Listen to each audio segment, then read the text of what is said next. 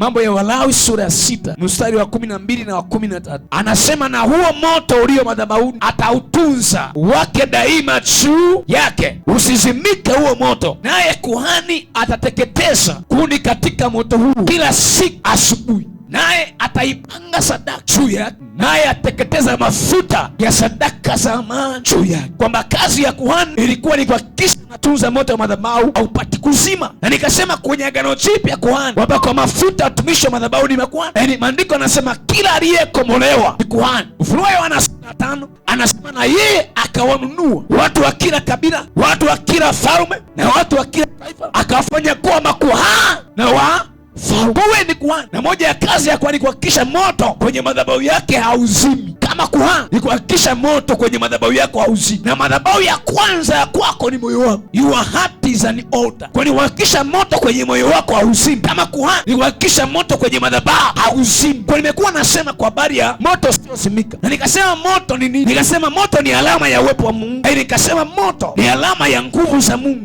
Niliposema moto ni alama ya uwepo wa Mungu, nikasema maandiko anasema ya kwamba kwenye wakati wana wa Israeli wanasafiri, Mungu alikuwa anawaongoza usiku kwa nguzo ya moto, na ni mchana anaongoza kwa wingu. Kwa moto manake ni uwepo wa Mungu. Na mimi nikasema moto ni alama ya nguvu za Mungu au nguvu za Roho Mtakatifu. Maana maandiko na Matendo ya Mitume sura ya 2 ya kwamba siku ya Pentekoste wakiwa wamejifungia mahali wale watu wanaomba, kitu Mungu alifanya, Roho Mtakatifu alishuka, kukawa kama uvumi na ndimi kama za moto zikawakalia juu ya, wakajazwa wote Roho Mtakatifu, wakaanza kusema kwa lugha mpya. Na nikasema moto ni alama ya hukumu ya Mungu. Ndiyo maana Sodoma na Gomora walihukumiwa kwa moto, na ndiyo maana watenda dhambi wote kwenye hukumu ya mwisho wataenda jehanamu ya moto. Na nikasema ziko kazi nyingi za moto. Kazi ya moto hii ni kujaribu. Kazi ya moto ambayo nilikuwa nimeacha ni kujaribu, to test. Matendo ya Mitume sura 28 mstari wa 1 mpaka wa 5. Na ndiyo maana kama una moto wa kweli ndani yako hauwezi ukadanganyika. Utakuwa na uwezo wa kujaribu what is fake and what is real, kwa sababu moto utakusaidia kujua kipi ni sahihi na kipi sio sahihi, ili ujue dhahabu safi. Tunajaribu kwa moto. Moto unatumika kujaribu kitu halisi na kitu kisicho halisi,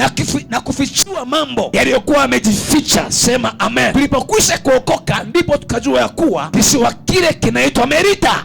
Kile kinaitwa Merita. Wenyeji wakatufanyia fadhili zisizokuwa za kawaida, kwa maana waliwasha moto. Sema waliwasha moto. Maana waliwasha moto, wakatukaribisha sana kwa sababu ya mvua iliyonyesha na kwa sababu ya baridi. Paulo anasema waliwasha moto. Paulo alipokuwa amekusanya mzigo wa kuni na kuweka motoni, nyoka akatoka kwa ajili ya ule moto, akamzongazonga mkononi. Taka uone ule mstari wa 3. Walipoenda kwenye kisiwa cha Merita, habari hizi za wakati Paulo wamepita kwenye dhoruba baharini. Tulipokwisha kuokoka tukafika kwenye kisiwa kinaitwa Merita, wenyeji wale wakatufanyia fadhili kubwa, kwa sababu tulikuwa na baridi, tumepigwa na dhoruba. Maandiko anasema ya kwamba wakatuwashia moto kwa sababu ya baridi. Walipowasha moto, maandiko anasema Paulo akaenda akakusanya kuni. Kwa Paulo alipokusanya kuni, akaja na zile kuni, kumbe katikati ya zile kuni kulikuwa na nyoka. Paulo hakuweza kumwona yule nyoka kwa macho ya kawaida. Kwa Paulo akabeba kuni, bali katikati ya kuni kuna nyoka amejificha kwenye zile kuni. Na maandiko anasema Paulo akabeba, wala hakujua kama mbeba nyoka. Maandiko anasema ya kwamba Paulo akachukua ule mzigo wa kuni akauweka kwenye moto. Amekusanya mzigo wa kuni na kuweka motoni, nyoka akatoka kwa ajili ya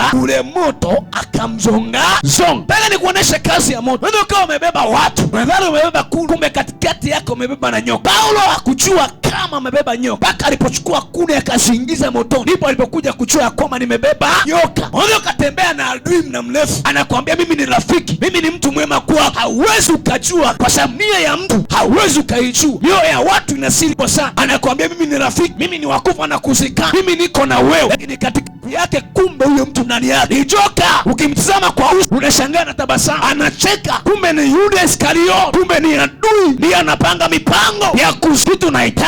Unahitaji moto. Bila moto nyoka utafananisha na kuni. Bila moto utabeba nyoka, unadhani umebeba kuni kwa ajili ya kusaidia, kumbe ulichokibeba umebeba uharibifu. Uharibifu unakuwa ni wazi. Moto ukiingia katika uharibifu unakuwa ni wazi. Moto ukiwa katika, hata wasaliti wanakuwa ni wazi. Moto ukishaingia katika, hata yule joka wa dhamaa anakuwa ni wazi. Moto akishaingia katikati, moto hata ambao kwa nje wanacheka ni kondoo, kumbe ndani yao ni simba, wanahila. Moto unaweka wazi, kwa sababu utajaribu na uonesha kwamba hawa are not good people. Wamekuwa wanasema ni marafiki, ni wakufa na kuzikana, best friend forever, kumbe wengine ndani yao ni joka. Kazi ya moto ni kufunua kila uharibifu ulio ndani ya mioyo ya watu, unakuwa ni wazi. Kuna watu wengine ni maajenti, hauwezi ukawajua, lakini moto ukishaingilia moto, maajenti wanakuwa ni wazi, maadui wanakuwa ni wazi. Nyoka anakimbia mwenyewe, anatoka. Waliochimba mashimo watakuwa wazi, wanaosema vibaya watakuwa wazi, watu wa hila watakuwa wazi, kwa jina la Yesu aliye hai, sema amina.